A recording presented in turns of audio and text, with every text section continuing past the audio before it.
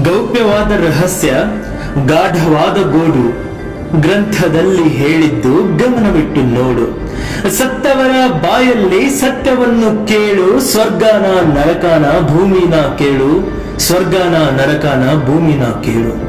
ಮಾನವೀಯತೆ ಮೀರಿದಂತ ಸ್ವರ್ಗವಾವುದು ಹೇಳು, ಮಾನವೀಯತೆ ತೊರೆದಂತ ಸ್ಥಳವೇ ನರಕಗೋಳು. ಭೂಮಿಯ ಎಲ್ಲದಕ್ಕೂ ಸಾಕ್ಷಿ ಇಲ್ಲಿ ಎಲ್ಲ ಕಾಲದಲ್ಲಿ. ಸ್ವರ್ಗ ನರಕ ನೋಡುವುದಕ್ಕೆ ಮೊದಲು ಸಾಯಬೇಕು ಇಲ್ಲಿ, ಮೊದಲು ಸಾಯಬೇಕು ಇಲ್ಲಿ.